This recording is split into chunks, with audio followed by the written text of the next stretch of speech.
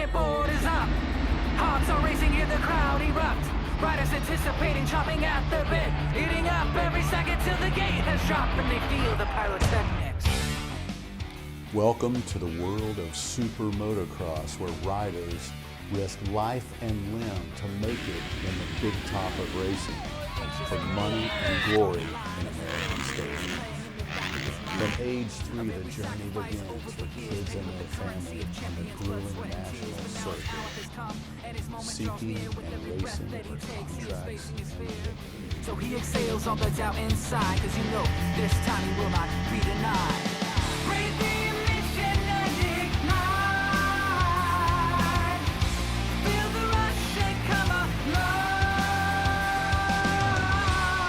Lay it all on the line. Test your vigilance and might. Breathe the mission and ignite. Got the racer's edge and now he's in the zone, surrounded by 50,000, yet he's all alone. With motocross, you're going to find something you've never seen or never experienced in your life. All 4 extremities are moving at the same time. You're riding a 200-pound bike that has 60 horsepower. You're riding a track that's alive, meaning it's changing all the time because it's dirt. You're head-to-toe gear. You can have blurred vision. The bike's producing 400 degrees. It can be over 100 degrees outside. Racing Supercross is, I feel like, the pinnacle of this sport, just with the energy around us. You see on the riders the passion that a lot of people want in life. The mindset, you know, and be willing to do whatever it takes. I think the biggest difference between the riders that are at the top compared to the ones that are mid-pack is firstly the belief in themselves and their ability, and the grit. The coolest thing about our sport is obviously when you're out there racing, it's just you and the bike, and just in that moment nothing else matters. Being out there, it's just like something, I haven't had like the same feeling for anything else I do in life. What you have to sacrifice to be the best is insane, but once again, I mean, nothing worth having comes easy. Honestly, I think I get motivated getting beat.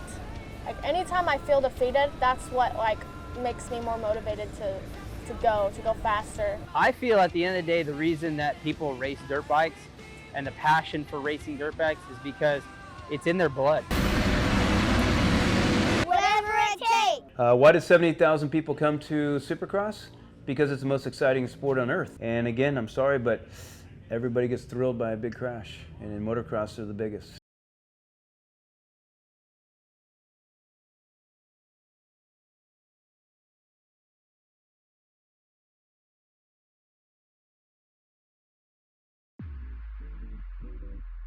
Fame, fortune, and multi-million-dollar contracts draw multitudes to the sport of super motocross.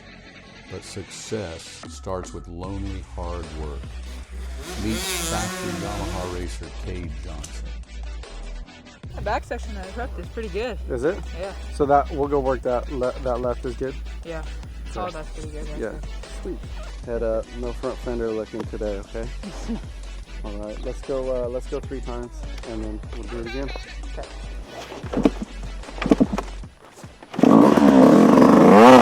In 2017, he had a national AMA championship in 65 7-9 class.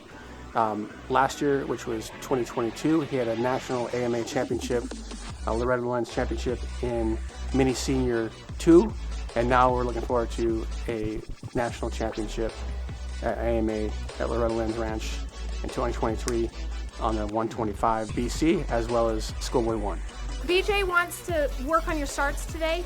We need to get that dialed in before we get to Loretta's. So I'm gonna get a cone out there and we'll time you so that we can know if you're making changes, if they're good changes or not. I feel like a risk, you could sit at the cone and then just watch whenever the gate drops, start it, whenever I pass. Either way, it's going to be tough. If you're all the way out there, it's going to be hard to get the gate. I think right, you can see it better than out there.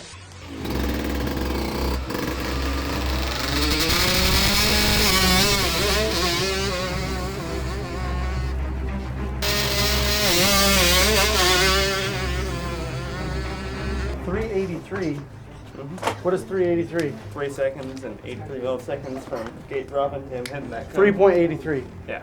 To 3.4. So 4/10 of a second? Mm-hmm. Something happened going that way just a teeny bit. I feel like it's pretty good. We want not pretty good. We want to do it the very best. Go.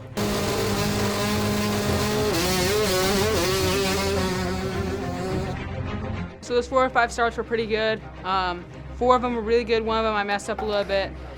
I'm just got a little shaky out of it, but we're focusing on trying to just launch out of there and get the shift in really early and stay straight. So if you can get those things done, you're gonna get a good start.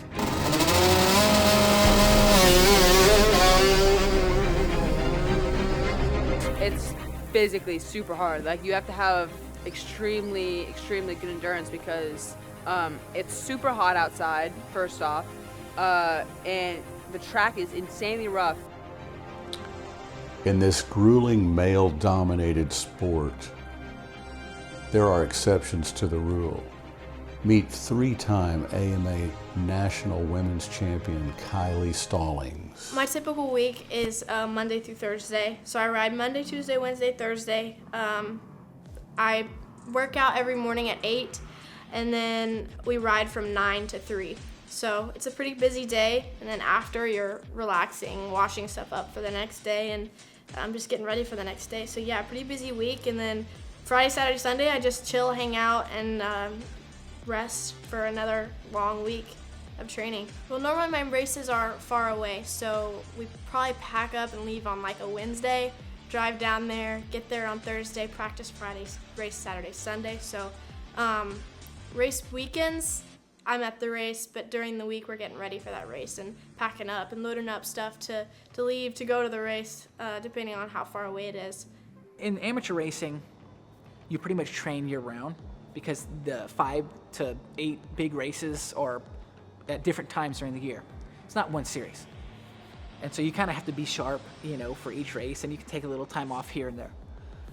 In the professional ranks, it's even more difficult, and training is brutally intense, especially getting to that point to be a professional. You know, you got to log your 10,000 hours, and then you can kind of back off a little and be smarter with it, but you do have to get all of that time. The weekly schedule was kind of, you know, the same. Just, you know, you wake up morning, you eat some good breakfast. You already have a plan of where you're going to ride the day before or test. So you go out there, you know, you do your motos, you come back. Then you have your cardio training to do, so you're running or cycling. Then you possibly go to the gym and do your gym work.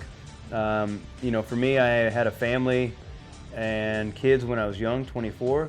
So at the end of my day was, you know, playing with my kids, paying attention to the wife. My normal week at 9, 10 years old was, you know, wake up, go to school. Our school was homeschooling, and we either did it at the house or we did it at the church. We had a tutor, of course. Hard to keep young kids at that age on track that are more interested in riding motorcycles. But we rode a ton. You know, we rode pretty much, I'd say every day, maybe 1 day, 2 days a week off. But so we'd ride Monday through Thursday at various tracks in the area. We do some traveling. We would race on the weekends, of course. We might race 8 motos a day, 10 motos a day, 12 motos a day sometimes. And then the next day go and do it again. A typical riding day or training day, I drive the track, do 10, 15-minute warm-up on the spin bike, stretch out a little bit, and then I'll go do 2 30-minute motos, come back, wash my bike, and then I'll probably go get lunch, do gym workouts, and then work on my bike, then go home and, you know, get dinner, go to bed, do the same thing next day. Yeah, so routine growing up would be wake up in the morning. I didn't have a mechanic, so I worked on all my own bikes and stuff. So I'd work on my bike, train for 4 or 5 hours throughout the day, and then second you get done training, wash the bike, clean the bike, get ready for the next day, work out, and repeat. And that was me from all the way from 10 years old until I turned pro. 6th through 8th grade, the whole time I was riding for Team Green, so everybody's going to dances, going to the school games, and I was home working on bikes, riding bikes, you know, go home in the evening riding, going to the gym or something like that, because riding dirt bikes was my job at the time. I calculated at one time from, in 2-3 months when I did the World Championships, from I'd say, you know, November to maybe February, I put 70 hours of motos in. I put over 1,000 miles of cycling in, 500 miles of running in, I think 70 hours of gym work, and So that's quite a bit in about a 3-month period. And so was it the right way to do it? I don't know if it's the right way to do it, but I only knew one way, and that was to, again, give my life to something that I dreamt about. It was like a full-time job, really. I mean, we approached it with that much intensity. There's certain, families and fathers and athletes that'll take the sport to another level, and I think that my dad, his program, what we were on, really did that. But it's because we spared no expense. We threw all the resources at it that we could, and we worked harder than everybody at that time. We had trainers, full-time trainers, when pro guys didn't even have full-time trainers. To be a top motocross rider, it takes a lot of different things. Obviously, mental is the biggest thing, I think, in motocross, but also the physical. You got to be able to hold your heart rate for 30 minutes at pretty much max heart rate, which is very hard. And during the weeks, it's pre-season, even before the season starts, you got to do all the base training on the bicycles, cardio, running, whatever it is, and then also in the gym. And I feel like for motocross, you got to be good at a lot of things off the bike to be great on a dirt bike. So it keeps me busy for sure. Meet local amateur Ryan Helly, working on his 85 to fulfill his motocross dreams. Today we're at Buffalo Creek and he's doing his lap times, and usually we time him. We time him, make him do 8 laps and time him and see his lap times, see how fast he's going, where he's losing speed. We really try to work on his corner speeds because most of the time corners win races versus jumps. So we try to come to tracks and we try to get rougher tracks because no national or Loretta track is going to be perfectly smooth. So we want good ruts and we want sand and we want all the difficult things for him to achieve the skills he needs to achieve. And corners is a big one for us and starts. So yeah, we're out here. Hopefully he can get his corner speed up. He struggles in a couple spots, but we're working on it. I ride almost every day and I just mostly practice on corners because everything else is good. My dream is to go to Supercross and be faster than everyone else. Looking back in retrospect, you could say some of those, it's always easy to, look back, but there was things like overtraining at times, probably the whole time actually in reality. Overtraining, maybe stop and smell the roses a little bit more. But when you take things so serious and you don't really enjoy maybe where you're at as much as you should, because it's like, hey, I'm in a cool place outside of racing, regardless of what your result is. So I wish I could have done that, a little bit more, a little better, and I would now certainly. What's going to separate me from all the other riders is just training. Whoever trained the hardest, and also mental. So whenever you're actually at the line, there's so many things to think about. You have your entire family there. Like, it's the biggest race of the year. You only get 6 motos. So on the start, it's a lot. It's hard. It's hard to get a good start, and it's easy to mess up. So it's really important just to zone in, get focus on your breathing a lot on the whenever you're actually on the gate, and execute the start. So that's a really important thing. Look at your weaknesses and work on your weaknesses, and keep your head down and keep working. Learn to take responsibility for yourself, for where you're at, for where you're going, and don't make excuses.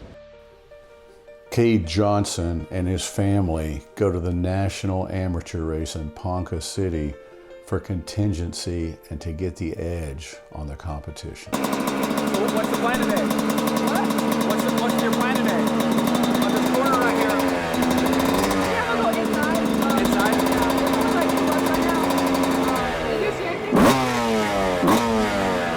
Well, honestly, you need to clean that corner up right there, rail it, and do not dab, do not walk the dog, as BJ would say, and be smooth so that you can get a good drive down that straightaway. You can scrub that next tabletop and get around that corner. Okay?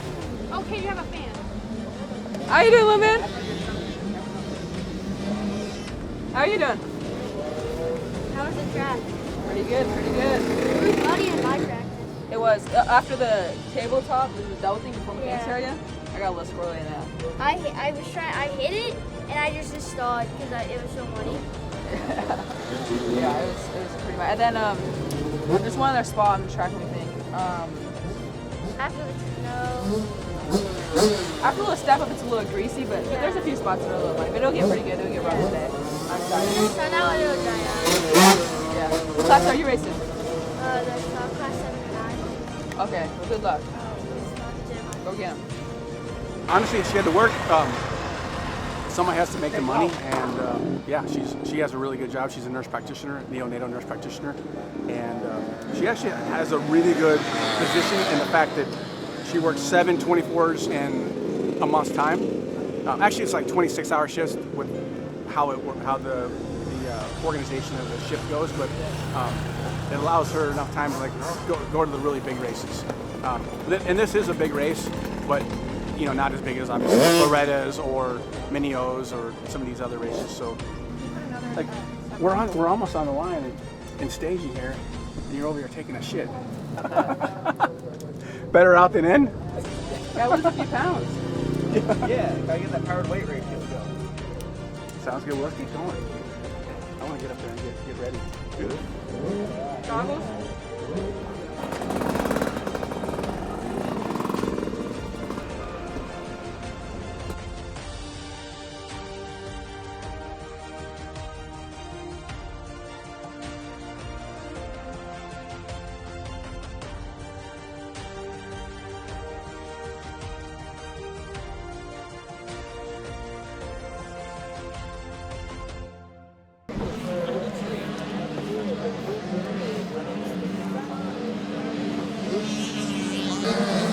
Made the cut.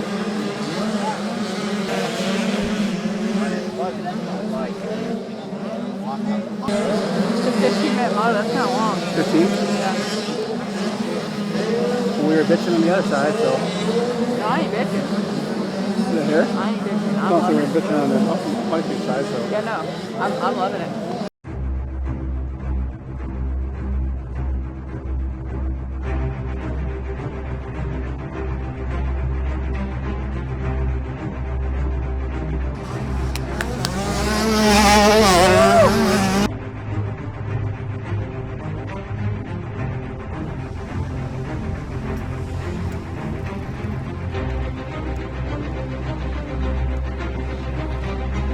Woo! Winner, winner, chicken dinner. Yeah, he actually won by a good amount that time. 4 or 5 seconds. 4 or 5 seconds, but on the start, for some reason, he had a really good start. You were actually over there, right? Was he on a whole shot? Yeah. And then somehow he went a little bit to the wide. Well, the guys on the outside had a good jump. Cade took the win in Moto 1. Great result now to do it again in Moto 2 in over 100-degree heat.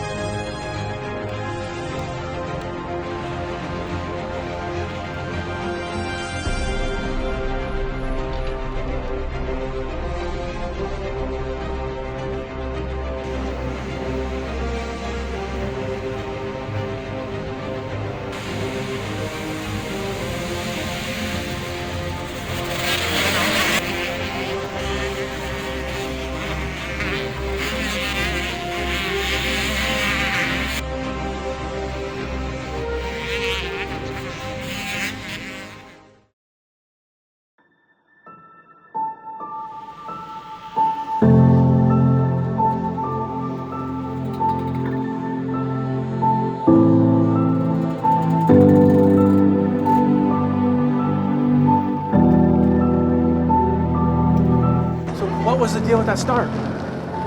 Fucking slick on the inside. You have my phone? On in the corner? Yeah. It was slick? Yeah. I mean, they didn't even prep the inside. I So break the- early because on the So did Tiger not jump you? There was like a lot of hesitation there going on. No, well, what happened is Yelton on the inside like jumped early, like a half a second before the gate dropped. He jumped, so then I kind of flinched, and then therefore whenever the gate dropped, but it was still a pretty good start. It would have been like a top 5 start, but I hit the brakes early. I sneak up the inside, and on the inside it's just not groomed, like probably from practice. Moved your way up though. What happened? Did you get something happen in the turn or something to start? Yeah, first turn. What place was that first lap? I heard him talking and you were way back there, but when you first came around, you were 11th, but you were way back. Like, they said the list of all the names and I couldn't even hear you and I stopped listening because I thought you weren't even in the race. So, you really boogied along your way, but that was a nail-biter for me. Yeah, shit. I got 30th gate pick. To a like, if it's a really bad start, it was like 25th, and then I came through the pack. I kind of struggle with the track a little bit right now. The ruts are kind of weird, and but I'll be better throughout the day. Mainly the start was kind of frustrating because if you start at 30th, I mean 20, like it's not. You have to pass 19 kids to get to the lead, so it was unfortunate. No riders in particular, just kind of going. It was kind of more just me versus the track. Because I catch up to him when the track sucks. You know where to pass, and I go some fraction line just down in the middle of the boonies, and I lose 5 seconds. And then to get that time back, get 5 seconds within 2 laps, that's like you have to put this every single inch. I know, but still, you're giving Justin and everyone else all this confidence. Giving Justin confidence. Oh, Wyatt's here. Sometimes you just gotta be smart and like just figure out where you're gonna pass him at. Like you can't just go willy-nilly all There's over the track. nowhere to pass him. Okay. The problem is that there's one section he's a little bit faster than me, and there's one section I'm way faster than him. So then he pulls away from me, and then the section that I'm faster than him, I just catch up to him, and then that section's a super tight but corner. what's interesting is, I promise you, you made up 10 seconds on him for the whole moto. Like we're watching, and you are like he's up here, you're going whoop, and then all of a sudden you get here and fucking stop. Yeah, but whenever someone... And then you're like this. Then all of a sudden you stopped, and then you start going backwards. There's no way that's physically possible. You go all the way up and pass. Yeah, I go all the way up, go to that line, lose 5 seconds. I don't know what you're not understanding. But you pass like 6 people or at least 4 people Because getting they them. didn't know it was coming. In the middle of the race, in a 15-minute moto, a kid like Justin on that type of track, he gets going and he has nothing to bother him. Nothing's gonna happen to him. He's just. That's what I'm saying. So get up to him. I have and then, to do something to him, but I can't. And then figure out what box pass him or something. Like know the track and then understand like it's a chess match. But you were ripping. You were coming through the pack like no tomorrow. And then you got up to Justin and gave up. I promise you, you did. You don't think you did? You did. I guarantee it. I saw it. The last 3 laps, yeah, I slowed down. Stop. Mommy's live timing. Say that No. again. Talk to yourself. Like, I don't care. Say that again, live timing. Say- What?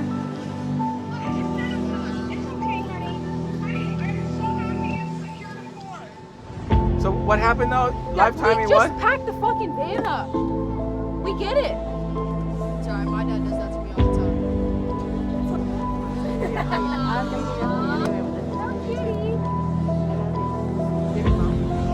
Something I learned a ton in 2023 since I went up to the big bikes is the aggression on the big bikes. You have to be aggressive against those other kids. You're not just racing the track, you're racing other kids. At all times, you're bar banging, you're hitting each other. Like there's not just who can get around the track fastest, is who can get around the track fastest and not get punted off the track. So you have to be aggressive back, or else they'll just keep coming at you. So that's one major thing that I learned in 2023, moving up to the big bikes. Always our goal for him is to allow him to do whatever he chooses in motocross and to help support that. Education is the primary thing, obviously, in our family. So considering the success that I had, hopefully I can dominate and pick up some championships, and through Loretta's, and then after Loretta's go up to the 250 and see what damage I can do up there with the big boys. So It's a glorious grind. Let's check on the other amateurs. Gold medal, Kylie Stallings. There's definitely been several promises that haven't been kept in the industry, and that's okay. Some people have said that they'll sign me, and that never happened. Some people said that they'll call me after I win a national title, and that never happened. But all you can do is just keep pushing and show them what you're capable of, and if they don't want that, then that's fine. Just do your best and keep winning, really. Kylie and I traveled, we did 5,000 miles in a week and a day. We went from Oklahoma, we raced High Point. We had to be in Florida that next Wednesday to do a photo shoot, and then leave Thursday morning to practice in Colorado at Thunder Valley Friday morning. So we did a massive turn. It was just the two of us. The wreck you had on Friday kind of affected you on that section of the track over the weekend? Yeah, I felt like when I was going down the hill, I was getting nervous because I didn't want to do the same thing again, and I just wanted to stay smooth with the bike. And there was a bunch of kids to wreck there too, right? Yeah. And get hurt? You have a low C because you haven't done your project and they put a 0. So you need to get caught up, okay? Can I do it later? What would you rather do instead of doing your project? Ride. This is my track, but obviously it's a swamp today, so I can't ride. Normally, I come out here and do some corner drills and then ride for 10 or 15 to 20-minute motos, and then practice starts and then be done. So if we keep doing our training program and working out and you stay healthy, do you think you'll be able to be one of those top 5 riders in Texas? Yeah, I think if I push a lot more and not get nervous during starts, I can be top 5. Cade's passion for the sport is big. Obviously he's constantly learning, whether it's the PW50 class or the 450 Pro class. He's always trying to learn something, and I can appreciate that. Some of these kids, they'll go out and they'll do their work and they're done. And Cade is a true student of the sport, which is very important. His dedication, his hard work, his passion is different than most. So he's willing to put in the effort. I don't think there's ever been a time where I've told him to do something and sometimes he gives me a little lip pushback, but he goes out and does it. So it's especially for his age, his maturity. He's impressive. 4 plus 4. 1, 2, 3, 4, 8. My husband bought my daughter a little Honda 50 just to go have fun out in the dry lake beds in Las Vegas. My husband was not a motocross racer. He was a elite athlete, triathlon elite, and all that fancy stuff. Anyway, we took Cade out there, but what was ironic about the situation, he was going to Angels Christian Academy preschool, 3 years old, with his cowboy boots, and he could not sit still for the life of him, and he was almost getting kicked out of preschool. And we took him out to go ride his motorcycle, and all he wanted to do from that point was to ride motorcycles. So it ended up being really awesome, and Tony said, well, do you want to go ride tomorrow?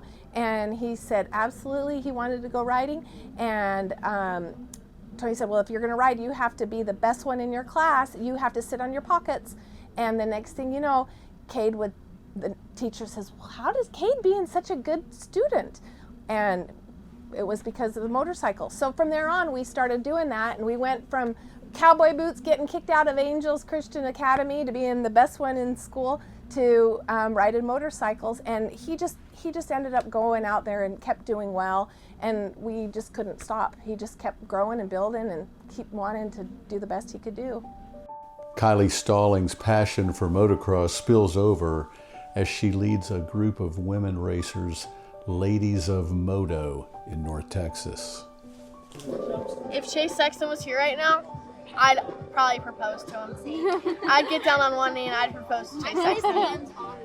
You're in his DMs? Notice me, Chase Sexton. But what if the guy, let's say I marry a moto guy and he's slower than me? You can't.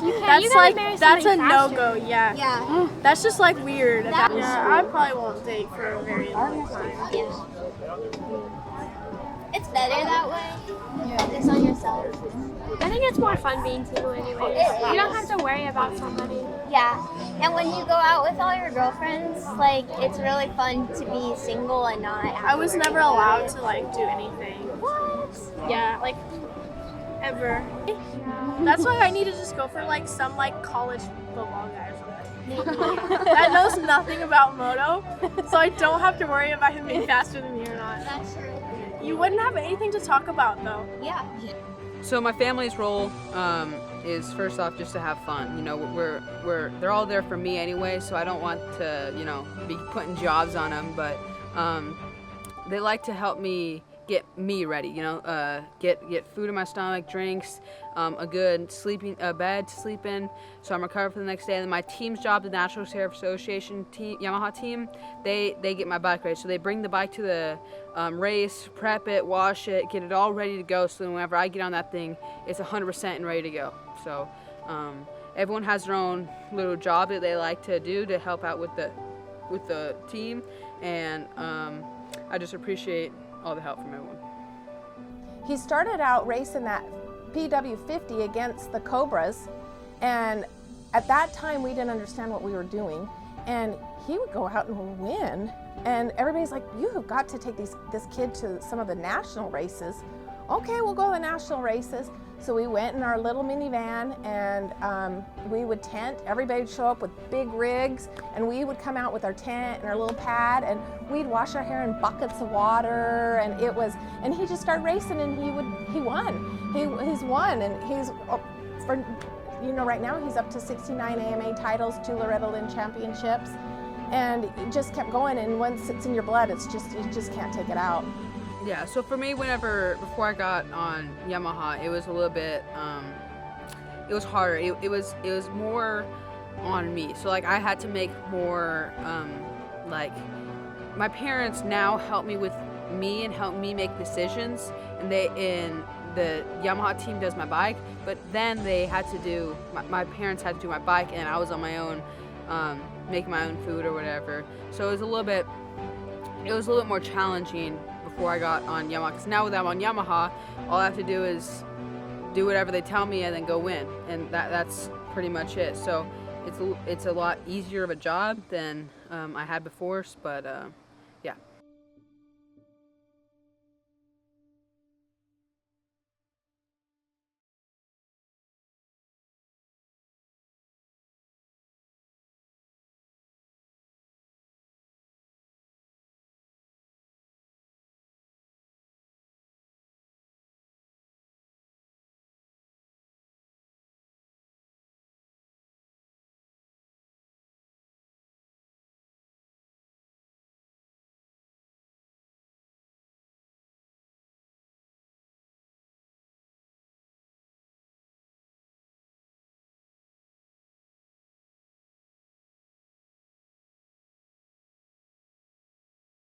Pressure brings out the best and the worst. So the transition from being a mini bike rider to a big bike rider is a tough one for some of these kids. They'll have all the sponsors and all the things, and every now and then it just doesn't work out. And sometimes that transition doesn't happen until they turn pro. And sometimes they get to the pro level and they can't take the pressure. You know, the difference between professional and amateur, the vibe here at Loretta Lynn's is we're still camping as a family unit, and we're on vacation. It's the world's greatest motocross vacation, right? When you step into Unadilla and you become a professional rider, or you go to Lucas Oil AMA Pro Motocross or Monster Energy Supercross, it becomes a business. And all of a sudden, aunt and uncles aren't sitting next to you in a camper, that you have an entourage. And there's so many things going on, and there's a steep hill to climb there in a short period of time. Some of the challenges we dealt with are, a lot of it's timing. You know, Chance, and in his amateur career, got to a really high level and then kind of plateaued for a little bit while we were in the process of switching with Honda, and then getting up to speed, the building, you know, turning him from a young boy to a young man. The highest points in my career so far, this last fall I signed with Honda HRC. I signed a pro contract with them, and before that I've won quite a few amateur titles with Team Green Kawasaki. You got to have the heart, and it, no matter what you do, when the gate drops, no one's holding your hand anymore, and you're out there for that period of time, and it's all on you. It's managing school, it's managing my work, trying to leave to go racing. It's having bikes ready. There's a lot to it to get ready to leave, and then it's all night drives to, you know, big races. You're driving over 1,000 miles a lot of times to a big race, so it takes a day and a half drive time to get there, and you arrive on not very much sleep. I will say this, honestly, like for me, so basically at 6th grade, I was pretty much done with school, went to homeschool, and that was about the time we kind of realized like this is going to be our profession, and if we're going to go all in, we got to be focused on it and dedicate every waking minute to it, training and riding and being prepared so we're ready to go pro. I think the toughest part about being an amateur racer at a certain level, once you start getting more recognition and getting better, is the support. You know, it's a sport that takes, you know, finances and a good family behind you, so it can be a lot of pressure as a young kid to, you know, go out there and perform when you know your family's sacrificing a lot. But a lot of the times it does work out, and sometimes, unfortunately, if it doesn't, I think there's a lot of lessons learned along the way. How could you create that transition from amateur to pro? Is by having mentors. Just like the NBA does, just like the football, just like everybody, they have mentors, meaning ex-players going, hey, you just got $1 million. Okay, this is what's going to happen. You're going to spend it on this. This girl's going to want to do this. This agent's going to want to take this. This person's going to want to suck you in to invest in this. So we need people to help the transition, you know, and stop thinking you know everything, and allow the people, riders from the past, to be able to clean up that transition, teach you, guide you, lead you, so then you're not left with nothing, and also you don't make the wrong turns. Well, the transfer from amateur to professional it's big. It's bigger than we thought, and the time frame that it takes to do it is also big. So the learning curve, everything from the bike to the team, how the whole thing works, it's a lot, but it's fun. It's hard work, but good work. So, you know, amateur racing I consider to be a career of its own. It's a totally separate career. I mean, think about it. You start at 7 years old and you go to 15, 16, 17 years old. Well, that's a full career in itself. Your pro career is a different deal, and the challenge is not overdoing it just to get to the career where you can actually make some money.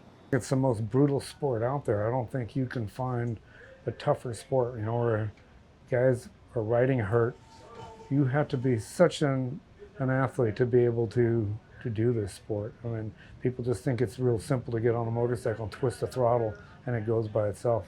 I'd give anybody any amount of money to go ride one lap that's never ridden a motorcycle and see how hard their heart rate goes, how high it spikes. It was like a full-time job, really. I mean, we approached it with that much intensity. There's certain, you know, families and fathers and athletes that'll take the sport to another level, and I think that my dad, you know, his program, what we were on, really did that. But it's because we spared no expense. We threw all the resources at it that we could, and we worked harder than everybody at that time. And so we had to hit it with a real intensity, and we did so, and that comes with a cost. It comes with an expense as well. But it definitely got us to the front of the pack, and relatively quickly. Yeah, as a father, I was kind of reluctant in my kids racing, you know, when I retired and stuff, just not because I didn't want them to do it, but just because I knew how difficult it was going to be James Stewart's kid. You see that kind of in Tiger Woods. One of my best friends is Ken Griffey Jr., and I saw how it was with his dad, and being at a level that I was able to accomplish, being one of the best in the sport, I just knew my kid was going to have, no matter what he did, it was always going to be because, well, your dad gets everything. And I just thought it was going to be difficult on him. I see it with my younger brother. And so I was kind of, maybe not, wouldn't say pushing him away from it, but I wasn't really helping it. Not everybody just goes honky-dory and rides their best. I mean, some of those guys, you had to drive the point home.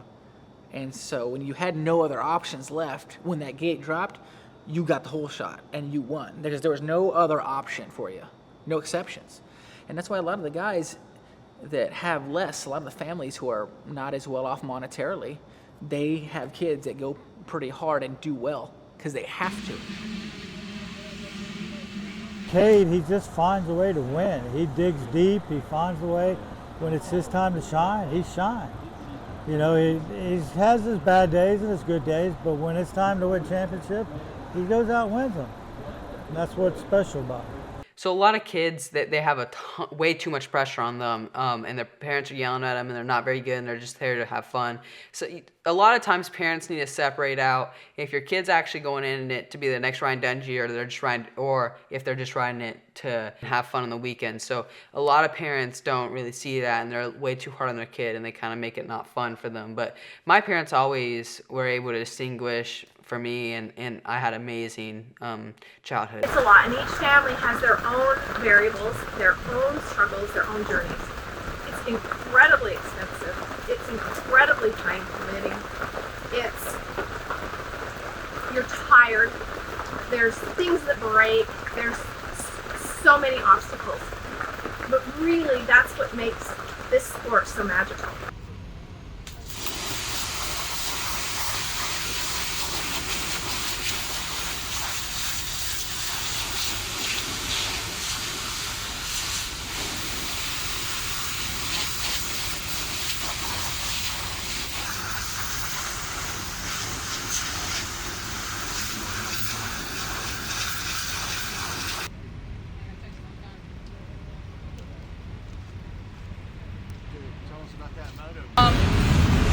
Got a decent start. I was probably like, I don't even know, 10th-ish, maybe worse. I really have no idea. Just coming through the pack pretty good. Got stuck behind some kid for like, or not some kid, Nathan Abbott, for like a good 3-4 laps, and I finally got around him, was charging toward the front, was in third, and then was catch up to second place. Ended up going down, but you know, I got the third still, so set up to be pretty good for the third moto.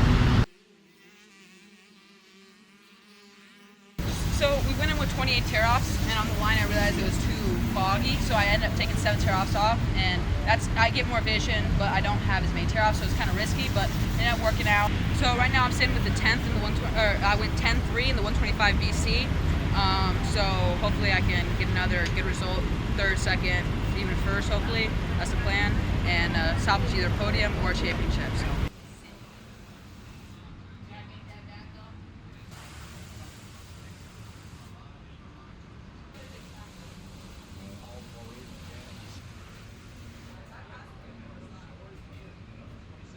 Honestly, I don't feel like there's much pressure on me. I mean, there might be people trying to put some pressure on me, but I handle pressure and adversity pretty good. So I don't really notice anything different from when I was younger. I mean, you're expected to win, obviously. You're expected to do well. You're expected to represent your sponsor really good. But that's what I'd be doing anyway. When I rode for Roger DeCoster, Rockstar Makita Suzuki in 2008, as I was taking the reins of Ricky Carmichael, the greatest of all time. Like I said, I had his mechanic, his motorcycle, his locker room. So basically, everything was given to me, and that's when I really felt the pressure from Roger DeCoster to not just perform as a rider, as an individual. It was about winning, right? And it was all about winning. And they were dedicated to doing whatever it took to make sure the motorcycle, and this was their words, they're like, we'll put the front wheel on the back wheel and the back wheel on the front wheel if it makes you faster. We'll do it.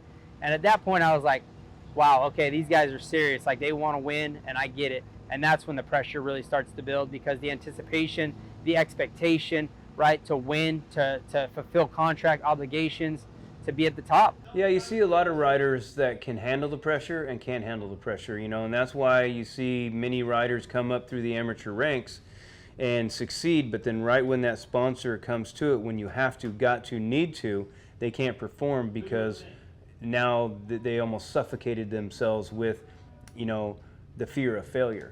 And so, yeah, there's been a lot of people that haven't lived up to their potential just from that pressure that the factory puts on you. A lot of kids, it takes the pressure off because their parents don't have the bills to pay, right? So somebody else is taking care of the cost of it. So the parents can sort of like, thank God. You definitely feel pressure as an athlete in general, I think, but there seems to be basically an entire economy built around you as far as, you know, your family, your trainers, and mechanics and everyone is kind of in a way revolving around what you do, how you do. We do see kids that don't handle the pressure well. We see parents that don't handle it well. And going even through the amateur ranks, there's different pressures involved. And then going to the nationals, there's even more pressure. And I believe that's where our sport really can make a difference. And that's where our organizations can make a difference with our mental health initiatives and working with kids and working with families and helping them navigate through these pressures. And it's not isolated on motocross alone. It's that way across America and around the world. And we really have a duty to do a better job. When you go from literally not knowing anything else to, kind of trying to explore who you are, what you are outside of that, it's unique, because in most sports you have college, you have high school, you have all these different levels before you really take it seriously, professionally, I guess. But in motocross, you're essentially a professional from the age of 10, 11, 12 years old. At the end of my career of racing, I was racing off-road, because I wanted to kind of wind it down. I was making, a good amount of money for racing off-road, and I was having little problems, but I came to the point where I was done. So I pulled off in the middle of the season, in the middle of the race, leading the championship, and I just pulled off and said I quit. And they're like, "You quit the race?" And I said, no, I quit racing. I'm done. And so it wasn't the pressure, it wasn't the pressure from the factory or anything else, it was the pressure and the expectation I had on myself, because I trained and worked and put myself on such a level. And if I couldn't be that level, then why do it? There's a handful of guys that I think about, the pressure getting to.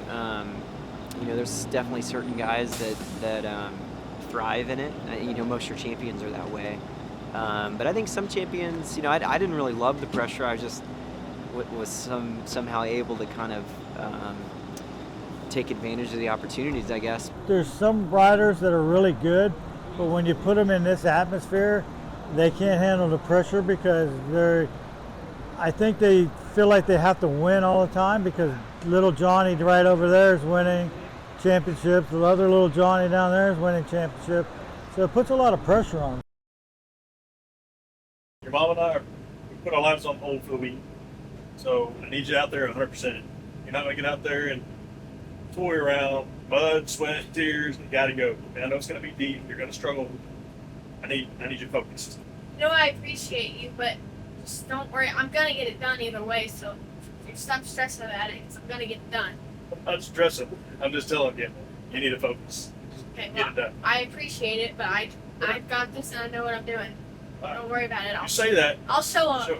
Right. I go fast by probably honestly anger. Like just the fact that somebody's beating me that I know they shouldn't be beating me, and I get mad at myself and I'm like, you gotta go. Like that's what probably makes me go faster, and thinking about how my dad's probably thinking and how he's probably angry that they're beating me, and that probably makes you want to go faster too. But yeah, definitely anger and just drive makes you want to go faster. My highest accomplishment in my career was definitely this year at Loretta's. Not only because I won, but I think the mentality part of it all really was a big thing for me. I was throwing up on the gate every single moto, lost a bunch of weight, just the nerves, the fact that I could fight through that and still come out on top and be a 3-time this year national champion was really paid off, and I think that definitely showed me what I was capable of, and the fact that I could fight through that and still win was definitely big for me. Yeah, that was a good moto. It's exactly what I wanted to do. Get the start and, just pull away. Privateer motocross racer is one who works and gets family support to be on the road, hitting the races and paying entry fees to compete with factory racers. Privateers are always seeking sponsors, contracts, support to compete against the multi-million-dollar factory racers and their jet set industry. As a full privateer, it costs a lot of money. I mean, just traveling. I got to travel with my coach, my mom. She cooks all my food, and then the team. And yeah, we're just trying to keep our head above water. Yeah, definitely not pocketing any money. The difference between the top 5 or 6 or 7, the factory, the 1 or 2 factory riders for each factory, and everybody else, the factory guys are making pretty good money. Everybody else, most of them are still paying out of their pocket to go do it. You rent the track, you pay for the bike, you pay for somebody to haul you around. I think for privateers, it's just trying to get to that next level is the biggest thing. It's kind of a dog-eat-dog world in this sport, and you have to put a lot of time in. And I think for me, I've sacrificed a lot to get to where I am and have my ride that I have. And for the privateers, it's getting to that point, digging yourself out of a hole and trying to get a main ride, obviously. Yeah, just traveling, I mean, at least 5-10 grand on traveling, and getting the bikes here, I mean, it's probably almost 10 to 15 grand a week just for privateer, and yeah, that's just scraping by, trying to keep my head above water. It takes everything.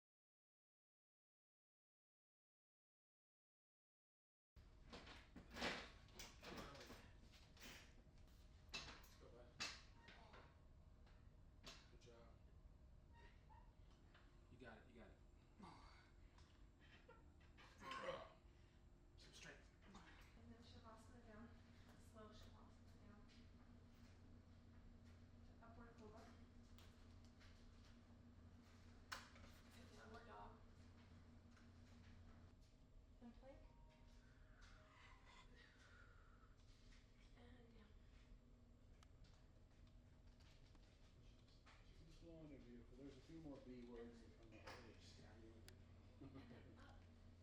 When a knife hits the ball. Into your heart. Two, we should do is get Kate sick.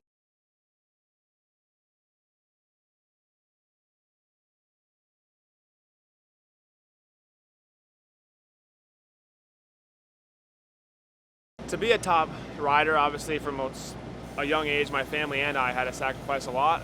Probably my family more than me. But for me, I just didn't live the normal, I would say, teenage life. I was on the road a lot, riding, training, and I've always been focused on this one thing. So I wouldn't trade it for the world, though. This is what I want to do, and this is my dream. So it pays off in the end. You really super serious about what have you given up by doing motocross, and it is enormous about what you have given up, what we have given up. But also on the other end, you have to look at what have you gained. We have gained so much that I could go on and on. What have we given up? When Cade was little, he never ever went to any party because he wanted to get home so he could get to bed, so he could train. Sacrificed everything growing up. There was 5 of us in a small little RV. It's like we never had a house to sacrifice or anything. That we put all the money into the sport because we loved it, and that's what we were gonna do. So if we're gonna do it, we're gonna do it the best we can and do it legit. So I mean, yeah, we never had a house, and growing up, I didn't really realize I just loved it so much. Never got to go to prom. I've never been to school a day in my life. Homeschooled my whole life. Had to sacrifice everything. I wouldn't say I've given up everything. I've definitely sacrificed a lot, my family and I. I mean, I don't really have a lot of friends at home like most kids. I haven't done school dances and stuff or anything like that. I've moved across the country. I've been training in Florida. It's been hard for my parents, and it's been hard for me just because we're not together. I'm usually at home with them together. So it's for them to let me go and do that and be off on my own. It's been pretty tough, but it's cool that they let me do that and get out in the real world. And I think that's probably been one of the biggest sacrifices so far. We didn't really want to get pulled out of school at that age. You know, we didn't really want to go to school, but we had a lot of friends at that time. You know, it's pretty normal. Yeah, we missed out on a lot of the normal kid experiences that you have, and that, you know, by 17, 18 rolls around, you're ready to go on to the next deal, and relationships, you know, school activities, of course, and just having fun, just being a kid. You really don't get a chance to be a kid. And some parents or not as intense and extreme with their kids. And so you see that at the races. They can be kids, they can run off and have a good time. But, you know, when your mortgage is being leveraged and or you spent your last dime to get to the races, the environment can change a bit. And that 8-year-old, 9-year-old who should be a kid, he becomes a 16-year-old overnight. You know, and if you don't have the money or the funds or the resources to do it, things get serious quick. And so you sacrifice more. So in order to make it in motocross, you have to work really, really hard. If you want to make it at this level, it's a full-time job for these kids. And the kids that want to win are special. I mean, they just have the will to win, and they'll work as hard as they have to. And, you know, there's two kinds of kids out there. There's the kids that love to win and the kids that hate to lose. And when you find the kid that has both of those qualities, those kids become your champions. I started homeschooling when I was in 5th grade, so I definitely gave up a lot of things for the sport, like, I don't know, homecoming, prom, just the whole like high school experience, but I think it's definitely worth it. And to be honest, I'm not a big fan of school, so I'm glad I did what I did, and I'm doing what I love instead of doing something that I'd be miserable doing, sitting in a classroom with a bunch of boys and I don't know. Well, yeah, I mean, to start something when you're 3, to have a contract when you're 9, it's an interesting experience. So in middle school, a typical girl was probably like talking to her friends about her boyfriend and getting ready for homecoming, or talking about how hard this test is gonna be next week, or stuff like that. And I'm at home trying to figure out like what I'm gonna do to tell my dad that I rode bad that day, or I'm out there riding all day from 9 to 3 o'clock and worrying about what gear I'm gonna wear the next day and washing gear, and it's just such a completely different lifestyle, and I don't think people realize it. Like when I tell people, hey, I race moto, they're like, oh cool, like you race like after school, and I'm like, no. I ride every single day, almost all day long, and it's really different than what people think. I guess gave up being the father that was there every single day for your kids, because again, you have to sacrifice something. But really in my life, I don't really feel that I gave up anything, because you know what motocross brought me was so much more than what just, I guess, a normal life would have brought me. Coming up, I feel like I gave up pretty much my childhood to sacrifice to be where I'm at now. And not now, but I actually feel like I get to almost act like a kid and live through my kids and kind of be more of just enjoying life. So there's sacrifices to life on anything, you know, whether it is work, relationships, or you know, you're out here on top of the world like racing. There's a sacrifice to doing that, but if you love it, if you love something, then you don't feel like it's a sacrifice. It feels like you're doing exactly what you want to do, and that's how I felt with racing. So it's not until I watch my kids or watch other kids go home and jump in the pool and do all these things where I realized that I didn't do that, but I wouldn't change it for the world. It's not all fun and games.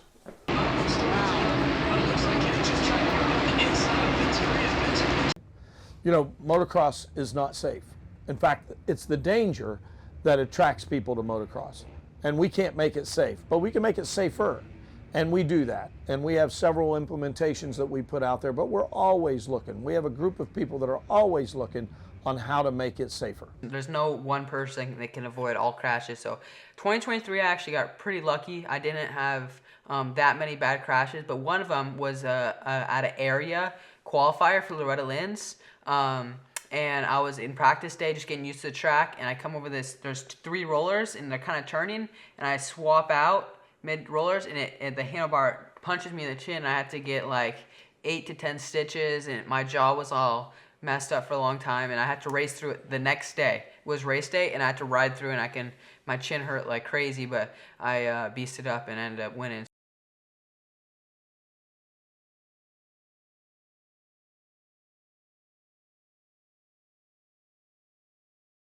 I ended up going down and tweaking my bars, and I got back up and my bars were a little tweaked. I ended up going over a roller and high-sided and just stuck my arm straight out, and I just remember feeling it pop out and laying there. My arm went numb, and I was like, oh shoot, like Ponca, which is another national, is next weekend. Like, what am I gonna do? Got up and it was all swollen, so now it's pretty banged up, and I don't know what it is yet. Still have to get an MRI pretty soon and see what it is. So hopefully I can race, but we'll see. Some of the major injuries that I've had, I mean, obviously I've had quite a few, obviously. The biggest one was in 2009 when I was winning the championship and broke my kneecap, and that was a pretty big bummer. Having such a big points lead in 2009, 40-point lead, and breaking my knee, it's a huge bummer.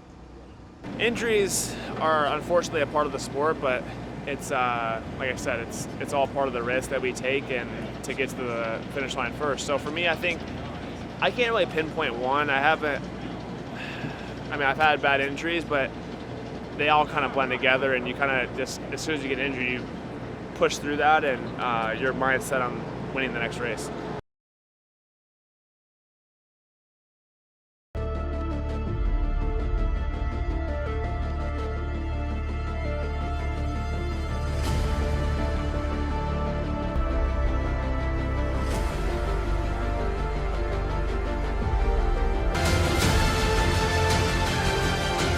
Everybody in the sport who's raced has had injuries and experienced different things, cuts, broken bones, concussions, that sort of thing.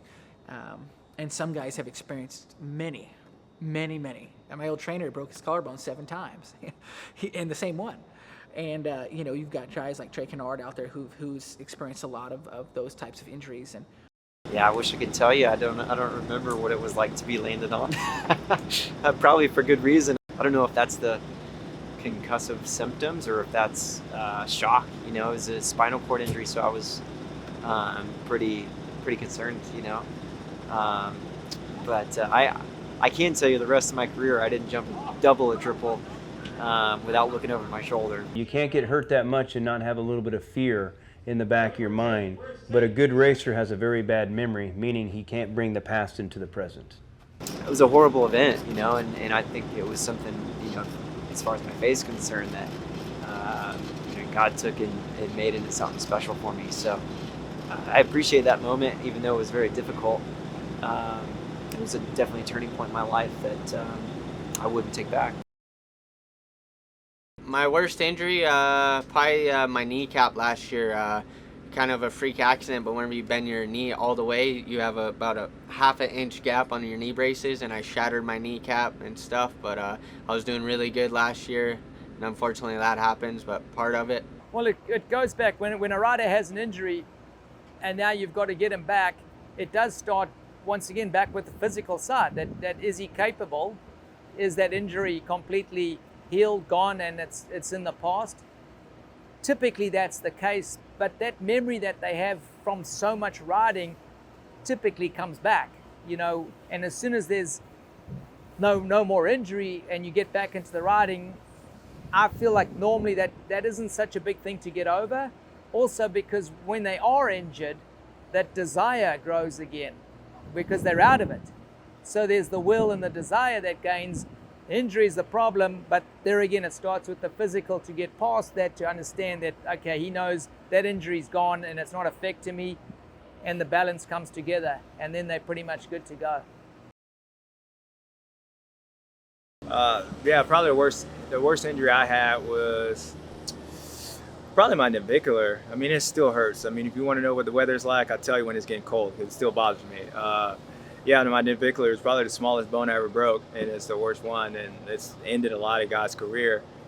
Rick Johnson and even Ryan Villapoto struggles with that little bone in your wrist. So that's probably the one that was the worst. It took the longest, and it was the most frustrating because it's such a small bone, and you really can't do anything. Can't even play golf without the wrist, so it was really getting to me. So yeah, ACLs, I mean, they heal. You know how to fix those, but that thing was that was a tough one. I ended up breaking my elbow last year around Ponca time, so broke my elbow around October. Healed up as fast as I could to race Mini-O's and race that one. And then actually, my ankle was bothering me, so we checked it out, and I had a tumor in it. So I had surgery on my fib. And January, tried to heal up with that as fast as I could to race Spring Nationals. Ended up racing Spring Nationals, not very good. Went back to the doctors to find out that the tumor's growing back. So I have another tumor in my ankle and my fib and my bone. So inside my bone, it's like hollow, right? and they had to go in, cut it open, dig all the tumor out, and replace it with a donor bone. I was training at River Valley, getting ready to go to these big tracks. I was going through whoops. I was fixing to hit the roller. I went in the braking bumps, it twisted it. I couldn't let go of the gas, jumped the berm, and it snapped to worst. And here's the x-rays. I think the biggest thing to make for safer racing is training and in teaching these kids proper techniques, as opposed to dad just out there saying, you got to twist throttle, you got to go faster. In football, you have a whole staff of coaches that you have strength and conditioning coach, you have a physician coach, you have a head coach, and in motocross, we don't really have that at the lower level. And I spent a lot of time running a training facility, and our focus was teaching proper technique and safety. And the proper technique is what makes it safer.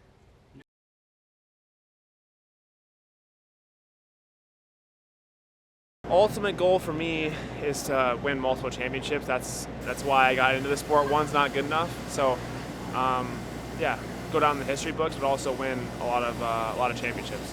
My ultimate goal in motocross is just to make a living out of it, and for kids and whatever to remember my name. You know, I want to be a professional rider, hopefully win a championship or many championships.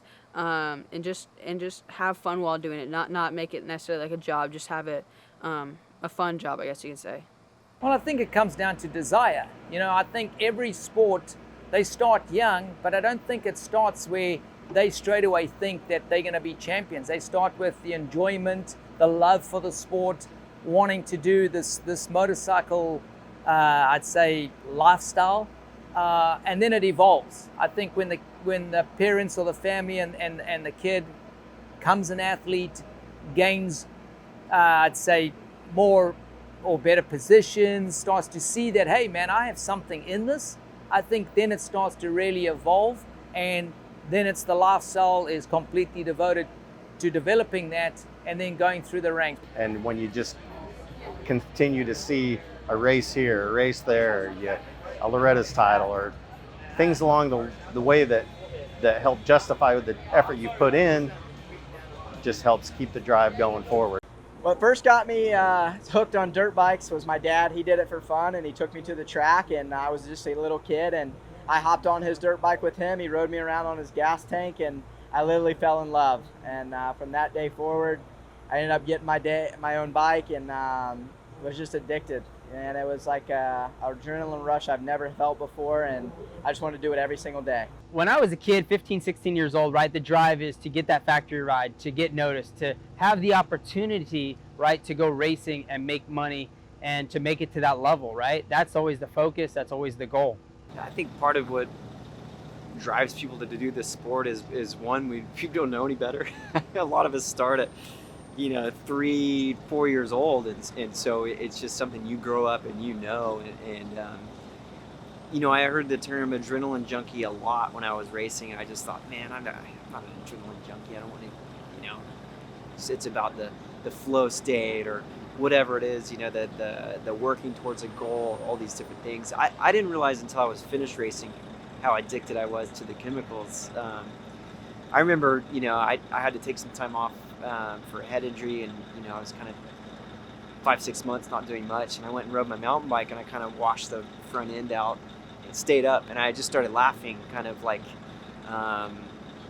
not even intentionally. It was just something that came out of me, and is that moment I go like, okay, yeah, like adrenaline's a pretty good drug. It's not the trophy or the cash, it's just the adrenaline that you raise. It's like a I don't even know how to put it. It's not like anything else. Like it's you're just out there, your blood's pumping, everyone's cheering for you, and then you're going as hard as you possibly can on this dirt vehicle that has 2 wheels, and you're going through this track, and it's if you simplify it, it's a ton of fun. There's an element of validation that you get from being a superstar or whatever you want to call it. But the thing that keeps me coming back is there's a community of people here. We're all loving and enjoying what we're doing. We have a passion that we share, and so that a community piece is, I think, really big. But once you find such a passion, you find such a love, you find something that drives you so much, all that kind of disappears a little bit. You know, the fear of failure, the fear of injury,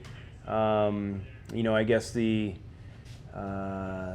you know, the challenge of you know, having a family and all that. You know, sometimes those things are put aside because you are so focused. But I guess just the bottom line is just like, it's just an obsession. You know, it's just an obsession. And once you have an obsession, things go quiet. You were the winner. Did you know you're the champ? No. No? Are you excited? Yeah. Very excited. You look at that big old smile. Look at that camera right there, Cade Johnson. That is the smile of a champ right there. Tell me about that race. How'd you do it? I just keep on pushing and pushing and pushing. The fact that Cade was so good from the very beginning kept us in it, and then not just us, but then the family, and then bam, the Yamaha team, and then more and more people come, and you know, it becomes like this huge conglomerate of folks assisting the outcome, the goal. It's kind of hard to even describe. I actually haven't felt that since today. Like, I was able to get on the podium, they gave me a trophy for the Hall of Fame thing, and it was like being at the races without having to race, you know? Like, I won the race, they were cheering. It's a special moment. Like, you know, you hit a game-winning basketball shot and your team's celebrating with you, or, you know, you win a swim meet and your parents run up to you. That same warm feeling of, man, this is cool, and your mom and dad or whoever it is says, like, you accomplished something, great job, you won. That same feeling, it's like that in the stadium. So it's hard to, when I was racing, I never thought about it. It's a good feeling. Straight A's, parents saying good job, it's that warm feeling that you get of, you know, you're a kid and you're like, Daddy says you did a good job, and it's a good feeling. You get off the moto, you do better than you expected, and your entire family's going crazy, and it's just, you get that warm and fuzzy feeling inside, and it's just way better than anything else could ever be. So I think that's the main reason. There's no way that any athlete will be successful, in my opinion, to have the strength coming from external forces, a dad or a mom yelling at them. I see that all the time, and I don't think it's, you know, 12 and beyond, there's no way that's going to be helpful. I think that we have done a really good job of taking that to where he goes to bed himself at early nights. He does his own workouts. He's really, really driven.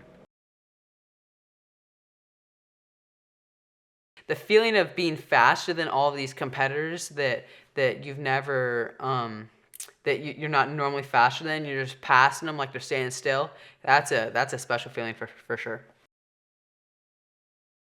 This sport is really good about, you know, when you do well, there's this instant kind of gratification, but the opposite is true as well. As soon as you do bad, there's an instant, you know, lapse of attention and you know, opportunity. To have that and hold that, I think, for as long as you can is why a lot of people do this, even while they're not getting paid. You know, they're risking it all basically, but they know at the end of their career they're probably going back to a desk job or, you know, something that's less desirable. So I think people try to do it as long as they can. I feel at the end of the day, the reason that people race dirt bikes and the passion for racing dirt bikes is because it's in their blood. They love it, right? They're passionate about it. They love that drive, that determination that it takes to go out and put in the work, in the hours on the bicycle, in the gym, in, you know, just running, whatever it takes. Yeah, the feeling of just, you know, hitting a Supercross triple, just being in a stadium alone with 60,000 people, to feel all that in one moment is quite overwhelming. But the strangest thing to me is it just becomes normal. You know, you're able to think about what you're doing, and it's just coming naturally. It's like your body's pre-programmed to be doing what it's doing, and you're just a little bit along for the ride. When you're on the dirt bike and you're on the gas, it gives you a tingling feeling that makes you want to go faster. At the beginning, I think I just had fun.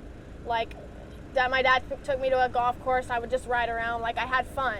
And then I started to see that my dad really enjoyed it, really enjoyed the sport and watching me ride. And then slowly I just started enjoying it more and more until I got to the point where, like I said, I wanted to be the best. I wanted to be the first girl to race pro outdoors, pro Supercross.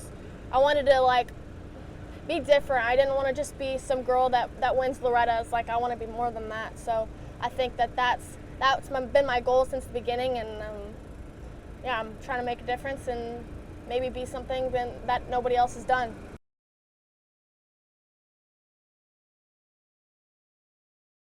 I went to 250, I got stronger. I hit puberty, I grew a lot, and now I'm able to control the bike a little bit better.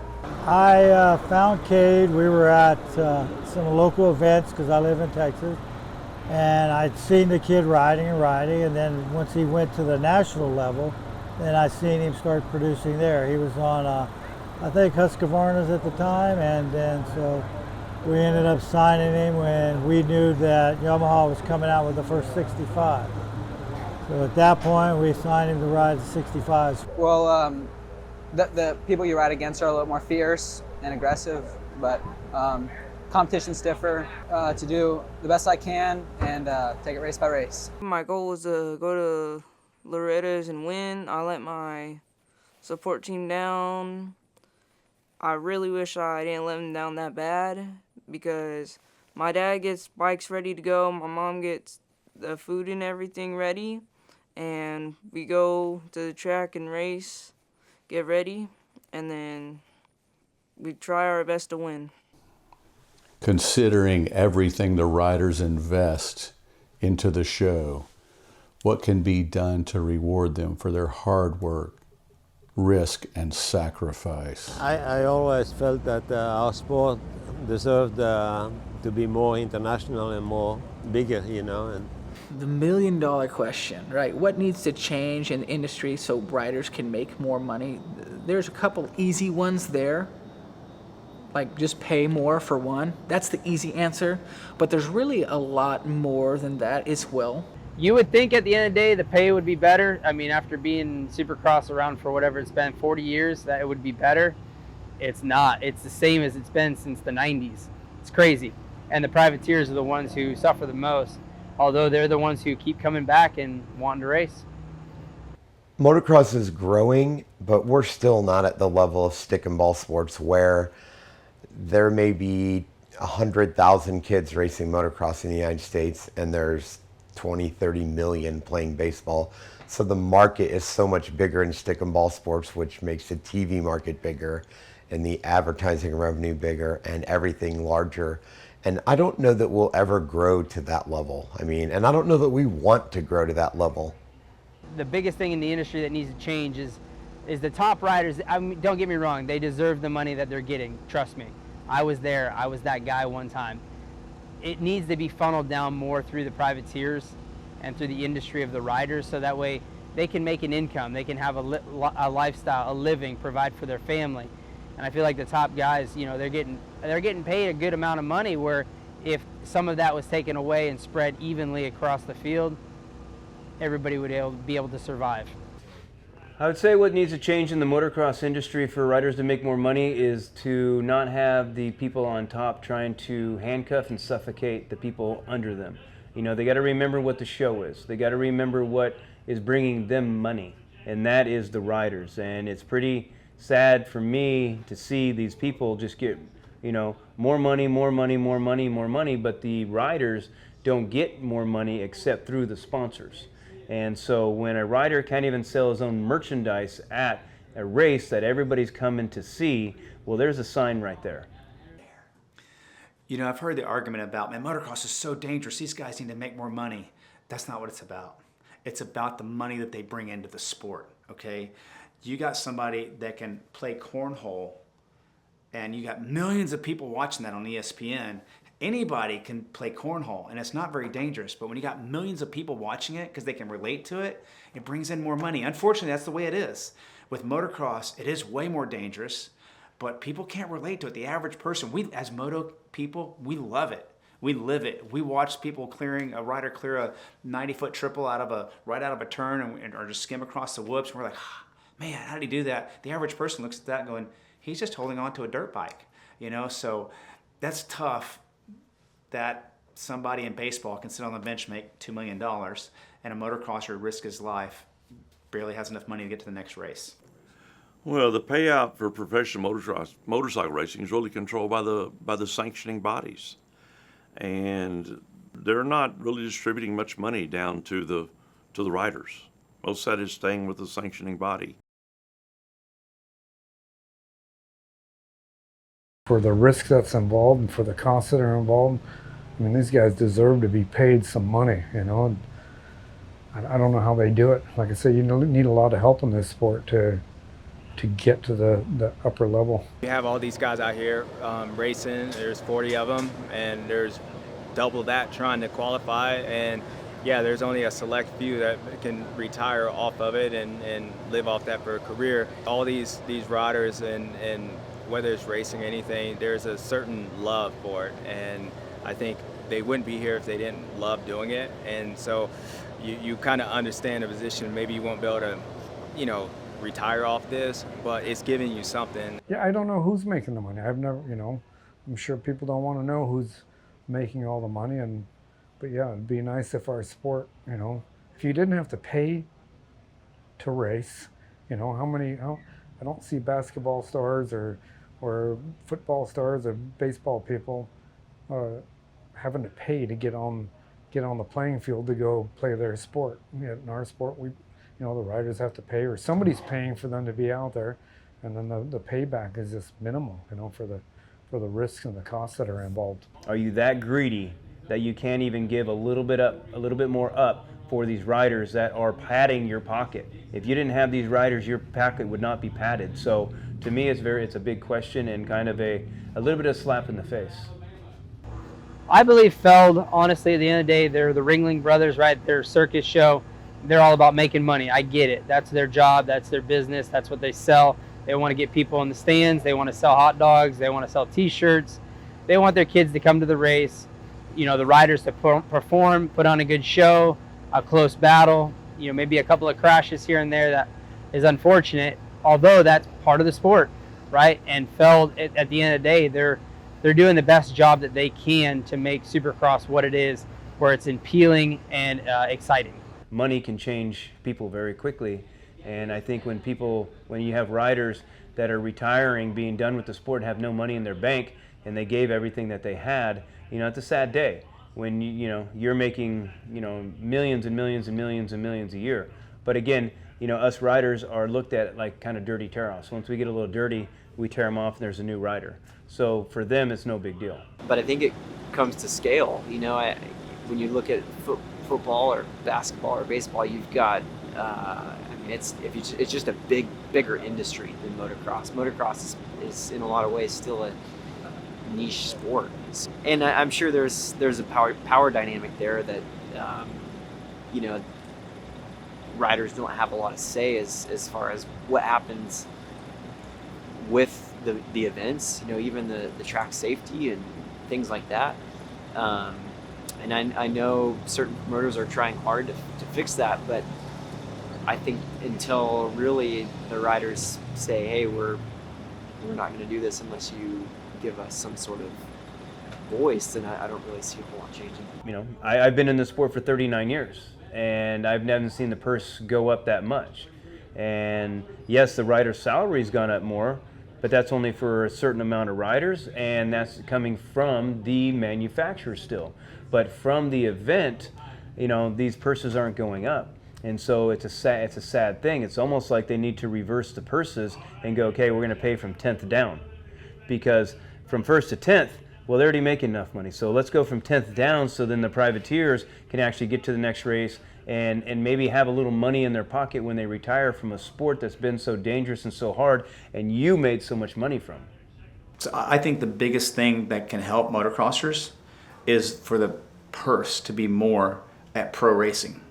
Okay, that's where it starts, at the very top. So if you have more money for the top guys, then at your regional level, that will increase as well. At your local level, you'll see that. That's always the never-ending question. I think a lot of sports, you could argue, are higher paid, and obviously like basketball, you see all these big-time contracts. For us, top guys, we make very good money, but for outside the top 10 or even top 7, it's kind of slim picking. So I think it just revolves around getting bigger sponsors, and more people that watch this sport is going to draw more money. Yeah, I think the biggest thing is just getting a lot of outside sponsors. I mean, I think our sport's 101. I mean, the amount of grit that it takes. I mean, our heart rate is at 180 for like 38 minutes. And I mean, just the amount of grit. And it's just like, it's definitely one of the gnarliest sports. It's hard. You have to be really strong. And also your endurance has to be, so it's like you got to be a gladiator for this sport. So, you know, you look at what these supercross and motocross riders go through, and they train all week long, you know, and they risk life and limb, and there's some that are handicapped from this or paralyzed, and they're beating themselves up and training at a level above most professional athletes. Then to go out and race on the weekend and make $1,200, $1,300, $1,500. What that doesn't even make sense. I used to always talk about like the purses. It wasn't a lot to even, I don't even know how much it is to win a 450 Supercross from like AMA, but there's so many things that have to happen. It's not just as simple as like, oh yeah, Feld has all of this money and they're just holding it from the privateers or riders in general. Like in any sport, like you always want to be able to make some changes and stuff, but even if they made the change, like the funding, I really believe where the funding comes from is the everyday fans, to being on the NBCs, to be able to get it out to other places, to where as the sport gets bigger, then you can't control it. You know, it just kind of naturally gets bigger and bigger, more sponsors come in, and I don't think we were ready. We're not there yet, and so I wouldn't even say it's Feld. I wouldn't even say it's AMA or strictly Reason. I just think this sport, as great as it is, it still needs to continue to grow to where people don't think it's we're racing lawnmowers and realize these guys are athletes. And once we do that, then I think a lot of things will open up. But Feld, AMA, they're all doing their job. They're doing what they can. It's a lot bigger than just one entity that's stopping the sport. Who will empower the riders? Our sport is big enough for the top tier riders to do well, but probably not big enough to support the whole in the same way. And so it's a tough thing, and I think it's part of what makes our sport so special is you've got people with really everything to lose and not a whole lot to gain, and I think that that brings out something special in our athletes. I'm sure there's a lot that could be done on the promoter side as far as purse money and incentive to be here, but that's an age-old argument as far as, where's the money go and what's it take to put one of these events on. But at the same time, something probably needs to be done for to see our sport sustained. Yeah, the power players are, I would say, Feld, I would say MX Sports, I would say Ustream in Europe. These are the people that own these series, so it's in their hands.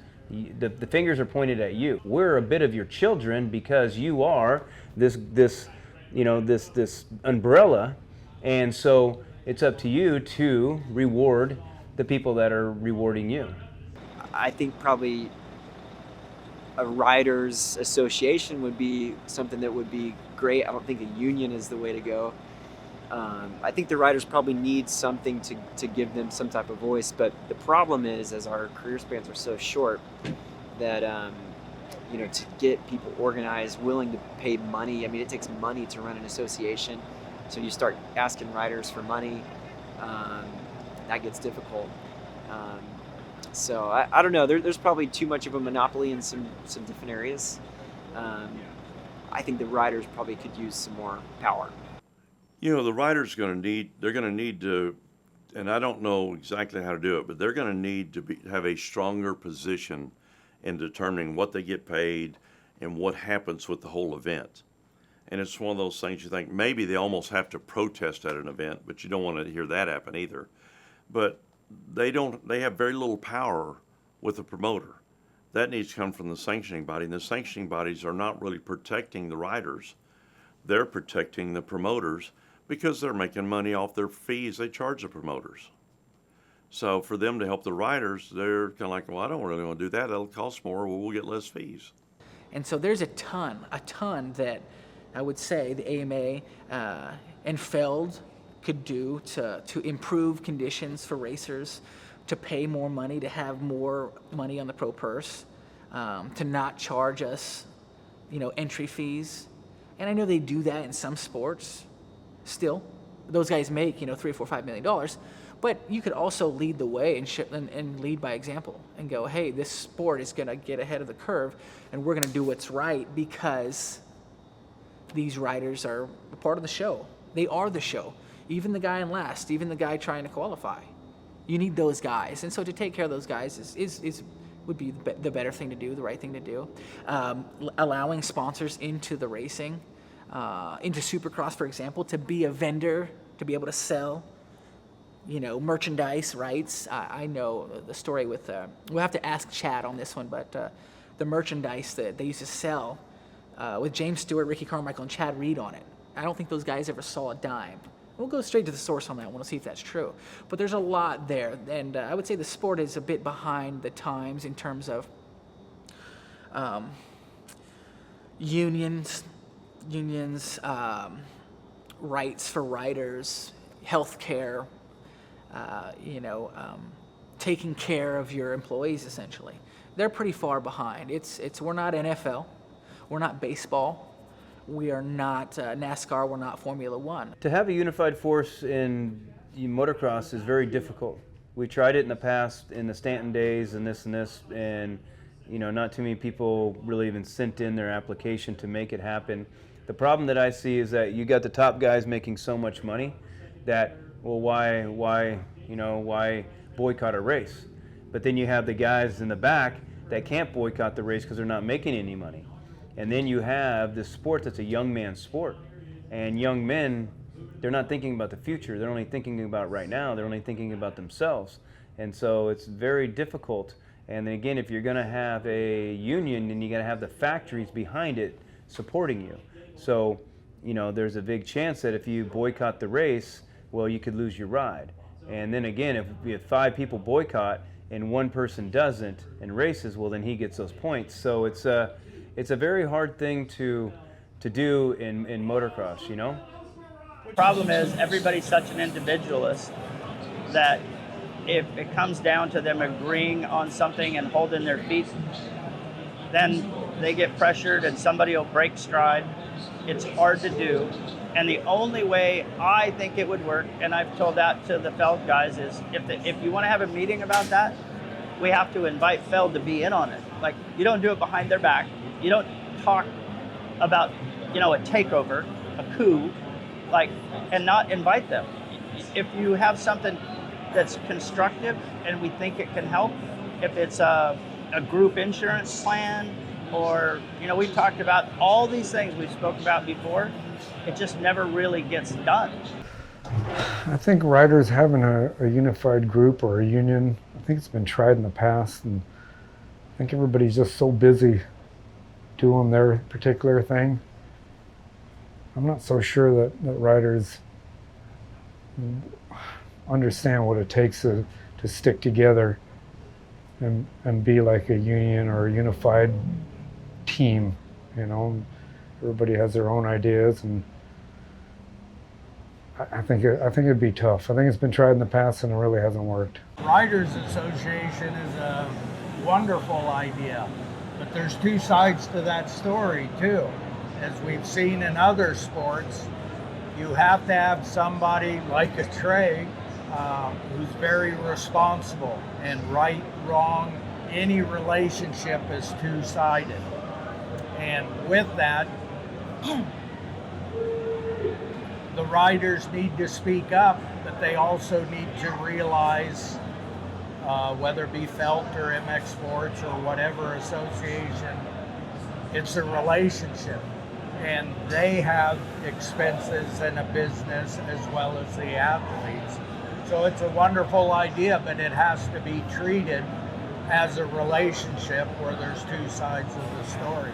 An association is difficult because it takes organization, and that's difficult in our sport because our career spans are so short. I mean, at best, you're looking at a 13, 14, 15 year career, and maybe 5 of that having access to it, or really the capability to be involved with an association. You know, when you're a 20-year-old kid, 15, 16, 17-year-old kid, you can't even manage yourself, let alone an association. So it's difficult because there's only 3-4 riders that really have the money to contribute to something like that. So as far as someone that could actually run it, it'd have to be someone who's actually been there and is retired. So I don't know who that person is, because a lot of our guys that retire, you see them kind of disappear. You know, they do brand ambassador things, or they go be with their families, you know. So to get someone that wants to be involved with a 30 race series on that type of level is quite difficult, especially if you've been doing it for 10, 15 years. I don't think unionization is going to ever happen with the ridership, because the riders are on such different playing fields. Ryan Dungey with $3 million salary, or Eli Tomac with a $3 million salary, isn't going to put his neck on the line to help the 40th place guy make a little more money. It's just, it's just two different worlds. And to unionize, you would have to have those top guys, because if you got 20 people that show up, you've got a race. And it's probably never going to happen because of that reason. Yes, I think you could easily get the big riders involved, and they have in the past. Give them an environment where they're speaking, where they're freely speaking, where they can be wrong, and that's not held against them. When they see the other side of it, oh, I was wrong, and this and that, that's how you come to something where everybody's happy.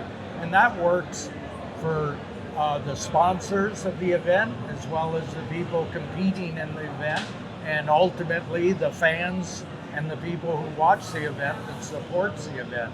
It all boils down, it's actually pretty simple, but yet very difficult to take time. But it's just a fair and even playing field, whether it be with finances or the track, the arena, whatever it is.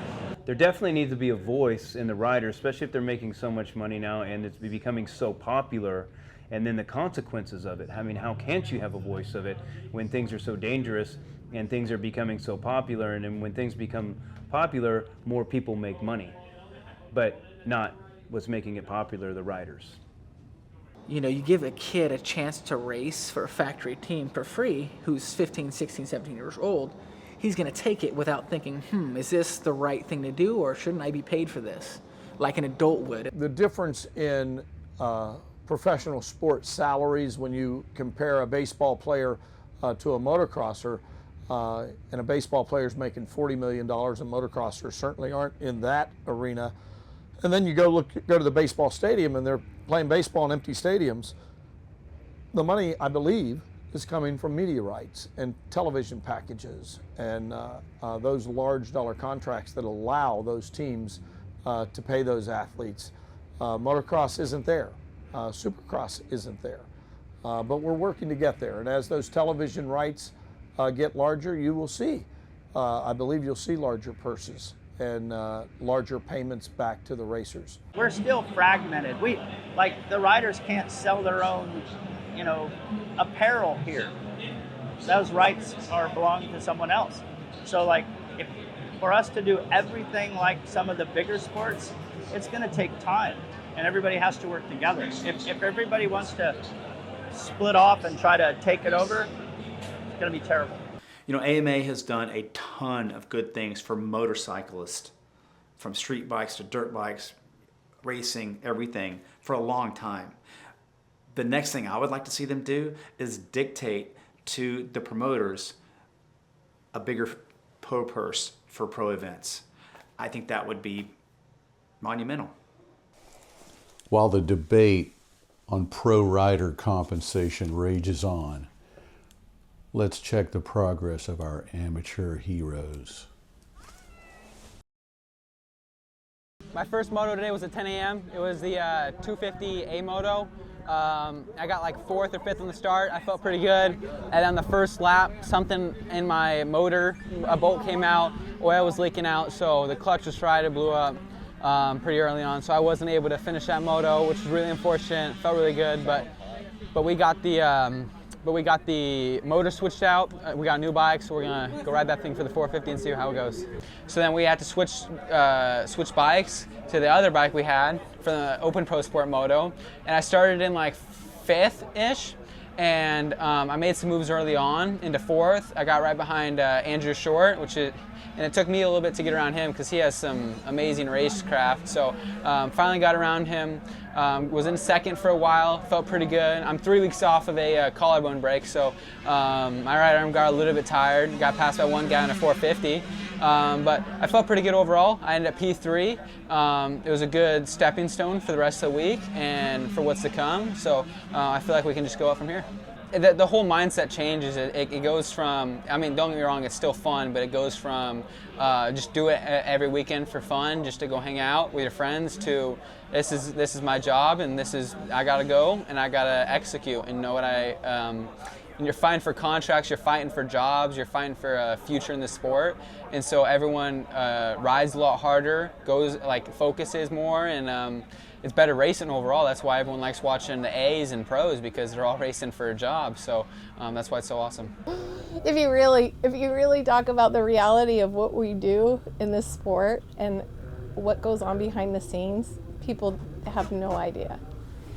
And what they see is probably about the 2% on Instagram, and the 98 is what they don't see. The reality behind it, the hard work, the dedication, the hardships, the ups and downs, the beautiful joys that come with it, the relationships. Yeah, well, now that we're in A-class, pro, at the top of the amateur sport, we start making money. We get that money and it instantly goes back into the program, reinvesting it into me to hopefully make even more money in the future. So that's just kind of what the sport's all about. Everyone's fighting for money. Everyone's fighting for, we all went from kids fighting for trophies to, adults fighting for rides, and really we're not adults, we're young, we're old teenagers, so, but we got to have that adult mentality, that dog mentality, and go out there and get that bread. In A-class you make money.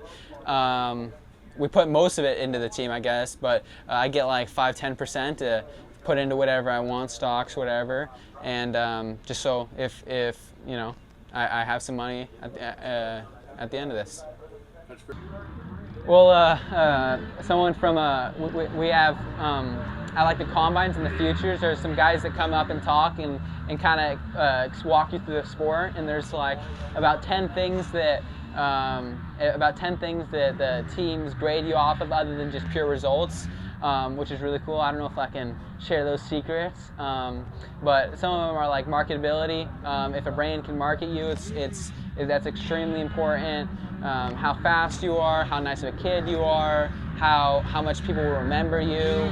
It's not, sometimes, oh yeah, this guy won, but this guy came from dead last with a hurt arm to get 2nd place. That everyone's going to remember that story. So there's just a lot of ways that teams could want you more than others, but obviously the number one is to win races. Yeah. So we've been very fortunate that Altus Yamaha has picked up Cade as a it's not a factory team, it's a support team, and they are providing all of his race bikes, which is a huge relief for us, which gives us opportunity to really focus on getting ready for the futures and to help launch him into the pro field of motocross racing. And with time, hopefully he'll get another factory ride. In the meantime, my husband and I have decided that we're going to dedicate our life to this and to keep on, what we say, keep on keeping on, Coco, keep on keeping on, and make it happen. And so that's what we're doing. Yeah, the Futures was awesome. Unfortunately, I didn't get to race much of it. I crashed in the 2nd practice, but seemed really cool. I'm gonna go to the one in Birmingham, which will be really fun after this, and Birmingham, then I think it's Boston, Massachusetts, and then Pittsburgh, Pennsylvania. So those will be really cool. The track's pretty good today. Good ruts, good moisture. gonna do good on this last moto and then go for round 2 of the rest of the motos. Let's go, Cade. So the first time me and Cade became friends is when I first went to Swan. I was like scared to make any friends there because I didn't know people, and then Cade came up to me. We started hanging out, and then we started going to the gym, working out, getting better, and it's been a lot, but I'm thinking bigger and better every time. So we train at Swan with Ryan. I've been training out there for like a year and a half. He came there pretty recently. He was pretty newer to motocross, not like raw, but he was newer. He was on 85, and he had a growth spurt. He grew a lot. He went from 85 to super to 125 to 250 really fast, and I kind of like helping him, show him the ropes. He's still really young. He's raw to this national racing scene. He hasn't quite made it to the res yet, so it's just I enjoy showing him, how it all works. Training with BJ and Cade has helped me get better. I've got a good place today at this national Freestone for JS7. Got 6, which is pretty good. Gonna try to win tomorrow. I think him and Cade being buddies, and I think he really looks up to Cade. I mean, obviously Cade's an up-and-coming pro, and Ryan looks up to that, and he's matured quite a bit, and going to the gym and doing Cade's workout programs have really helped Ryan's program, and if we continue on this, maybe we'll be where Cade is one day. You're building kids that know how to work hard.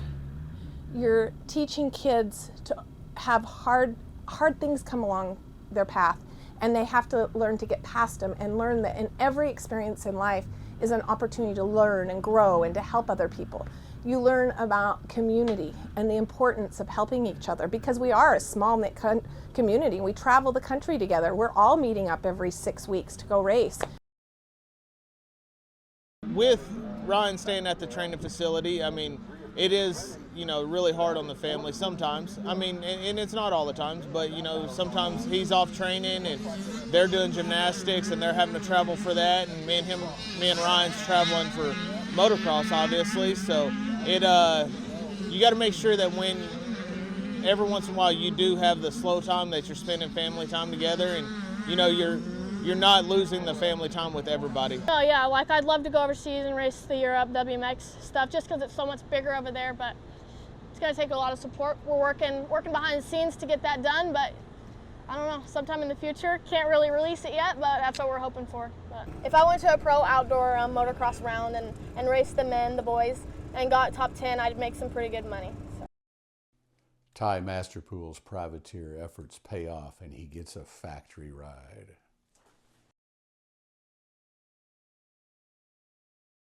Yeah, it was very up and down, obviously, as a privateer 3 to 4 years. And the biggest thing that I just focused on was I just had to believe in the team that I had around me and believe in God's timing. And yeah, obviously I had to go 450 as my last year. I couldn't even afford the 250s. The 250s were too expensive and all that. So yeah, it was everything I had just to afford the 450s and race in that. And then yeah, just grateful Mitch called up with a good opportunity, and yeah, took advantage of it.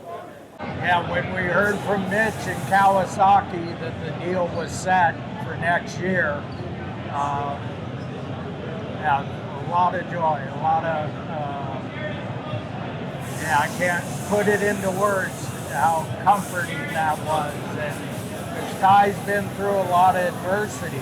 Yeah, my racing career has changed huge. Obviously, I wasn't winning motos as a full privateer. It shows how important these big teams are, and I'm just very grateful for Mitch Payton and the whole pro circuit team. It takes a big team to get all this stuff done, and everyone doing their job and everyone doing their part. It's not just me out there, that's for sure. And yeah, I mean, I think the biggest way to look is I was riding just as good on a privateer bike, and I was no way up there. So yeah, just very grateful. My biggest advice is just, hard work pays off, and to me, what helped me the most, I believe the team around me. I did everything that I could, and I believed in my program, and I'm based out in Texas because that's why I believe in the best, and just hard work pays off, persevere, and yeah, just do it whatever it takes.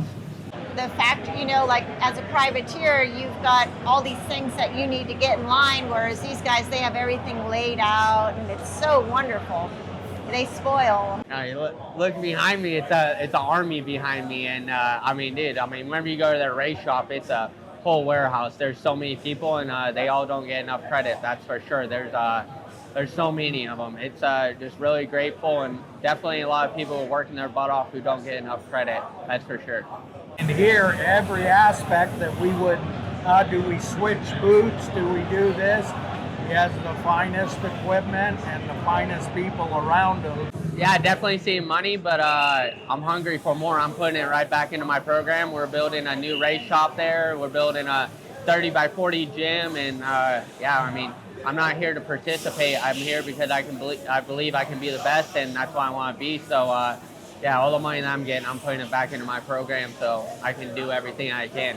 For the privateer, if that's something you love, do your best with it and enjoy the process, and that's success. Success is not just being on the podium. As many winners who've had, and we've dealt with them, and our kids have done it, a lot of times you'll succeed and win, but that wasn't your best. Victory can be making it into the main. Victory can be, there's a lot of definitions of victory, and if you do your best, keep pushing on and try your best to rise to the top.